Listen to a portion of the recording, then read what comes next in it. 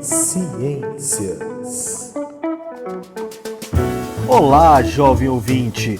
Eu sou Arthur Magalhães, professor de Ciências, e hoje iniciamos a série Boletim Covid-19. Reuniremos notícias relevantes das últimas semanas para informar você sobre a situação da pandemia e trazer perspectivas futuras.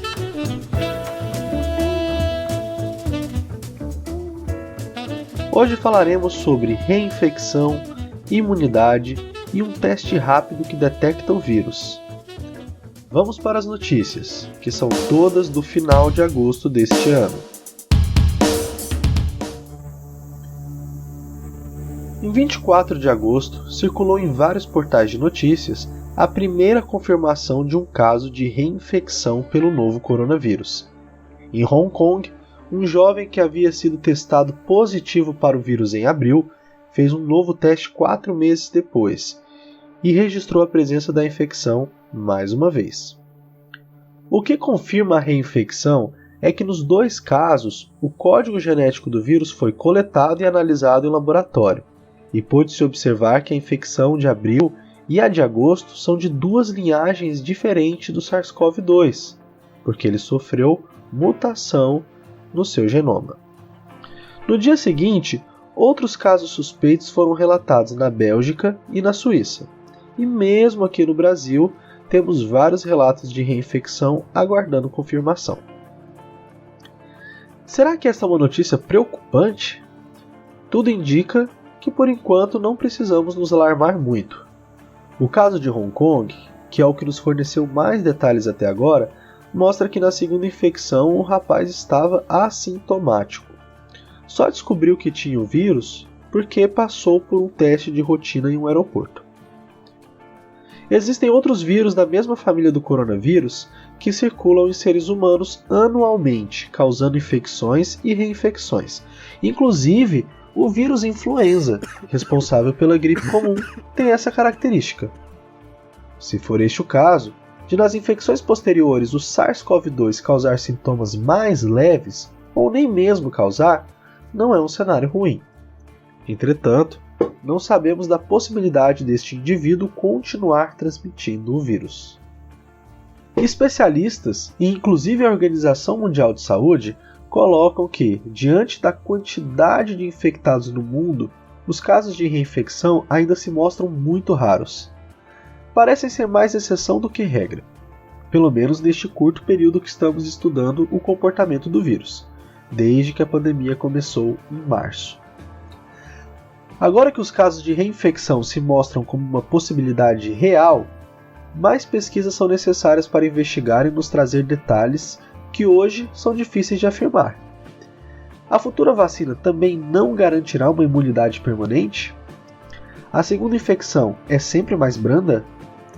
A reinfecção ocorre porque o vírus sofre mutações no código genético ou porque os anticorpos contra ele caem de quantidade ao longo do tempo? Ou a combinação destes dois fatores? Algumas dessas respostas só teremos daqui a algum tempo, mas o fato é que, diferente do que alguns pensavam antes, já ter tido Covid-19 não te dá passaporte livre para ignorar os cuidados sanitários e o distanciamento social.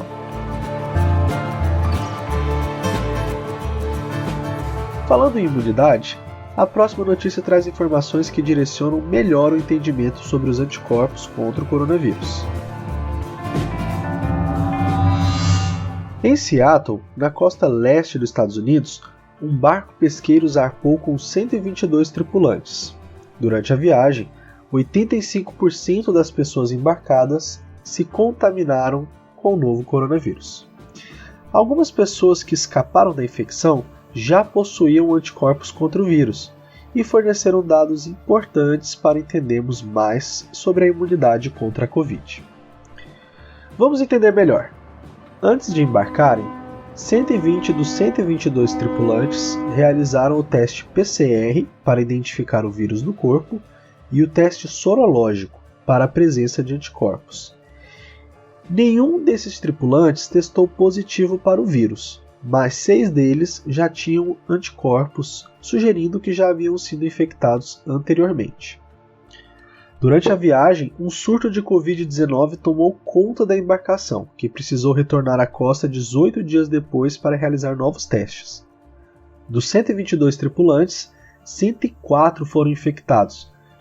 Imaginava-se que os 6 que já tinham anticorpos estivessem salvos, porém, 3 deles testaram positivos para a presença do vírus. Acontece que das 6 pessoas que apresentaram anticorpos antes da viagem, apenas 3 delas tinham anticorpos em grandes quantidades, e os tipos de anticorpos que bloqueavam, de fato, a entrada do vírus nas células humanas, os chamados anticorpos neutralizantes. Portanto, este estudo sugere que apenas os anticorpos neutralizantes, capazes de bloquear a estrutura que o vírus utiliza para entrar na célula, podem promover uma real imunidade, pelo menos por um certo período. A partir deste estudo, que ainda não foi revisado por outros cientistas e, portanto, ainda precisa ter seus dados verificados, podemos tirar 3 apontamentos. Primeiro, que 98% dos tripulantes foram testados com os 2 tipos de teste antes de entrarem no navio. Permaneceram por 3 semanas sem contato com mais ninguém. E mesmo assim o vírus se espalhou como uma corrente de WhatsApp. Isso já nos revela que suspensão de medidas de distanciamento social ou retorno das escolas são processos muito mais delicados e perigosos do que parecem. O segundo apontamento é que qualquer vacina com efeito protetor provavelmente será aquela que estimular a produção dos anticorpos neutralizantes.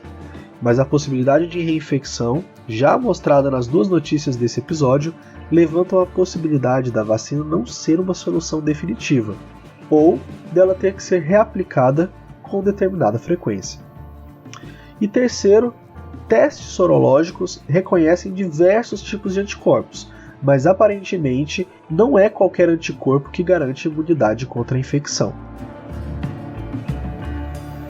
E já que estamos falando em testes, vamos para a nossa última notícia que comentaremos hoje.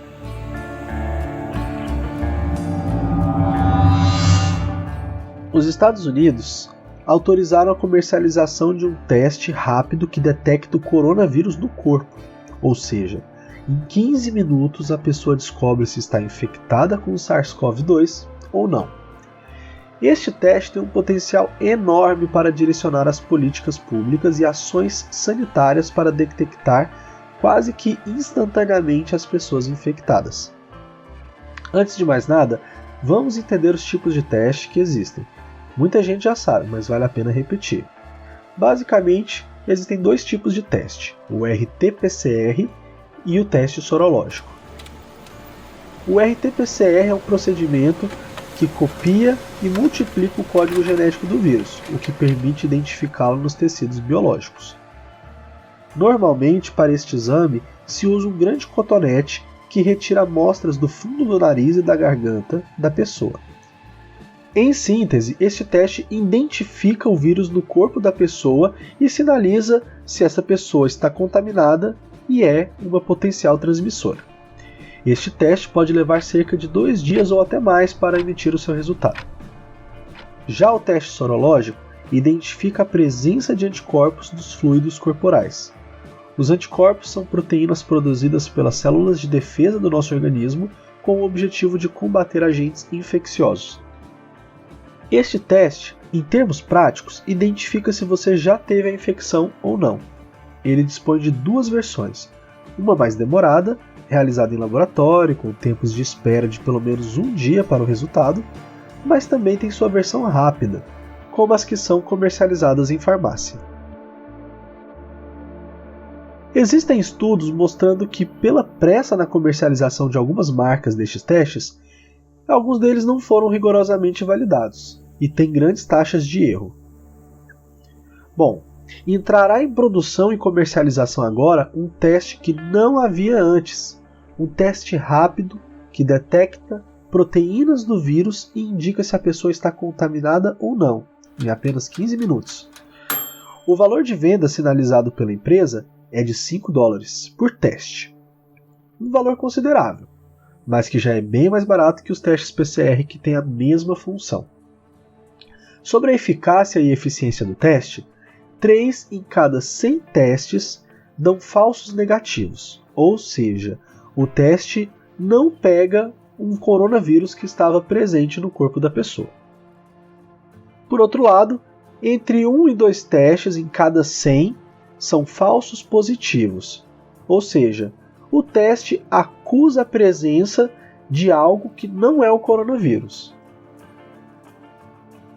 Dado o cenário que temos, esta pode ser uma ótima notícia. A utilização destes testes substituirá em grande parte os exames RT-PCR e pode guiar políticas públicas para um retorno econômico parcial e seguro, diferente do que vem sendo feito principalmente em nosso país, onde resultados de testes sorológicos são misturados nas estatísticas do teste PCR e não conseguimos entender o real quadro sanitário da epidemia. Cabe agora aos laboratórios produzirem este teste de forma que ele seja acessível em grande quantidade para a população mundial. E cabe às empresas e governos agirem com responsabilidade e sem fraudes, como já vem acontecendo, visando o bem social e a saúde coletiva. Será que vai dar boa? Eu espero que sim.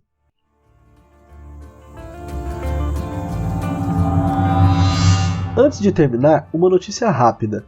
Ainda no final de agosto, uma pessoa que estava contaminada com coronavírus entrou numa cafeteria em Seul, capital da Coreia do Sul, e permaneceu por 2 horas consumindo um café e um lanche. Lembrando que esse ambiente ele é fechado e com ar recirculado por sistemas de condicionadores de ar. Todas as pessoas presentes no local foram contaminadas pelo coronavírus, exceto os 4 funcionários da cafeteria que utilizavam máscaras. Fica este último recado. Evite ficar em ambientes fechados por muito tempo. Evite aglomerações e, principalmente, permaneça de máscara quando estiver fora de casa.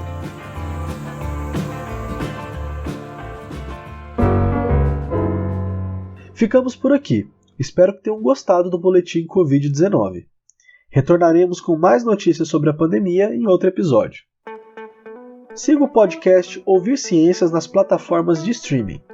Estamos no Spotify, Google Podcasts, Anchor, Deezer e YouTube. Para este boletim de notícias, utilizei reportagens dos portais G1, Band News, Portal de Notícias BOL e El País. Consultei episódios dos podcasts Foro de Teresina e Xadrez Verbal. E também contei com informações prestadas pelo professor de Imunologia da Universidade Federal de Santa Catarina, Carlos Roberto Zanetti. Meu nome é Arthur Magalhães e este foi o podcast Ouvir Ciências. Até mais!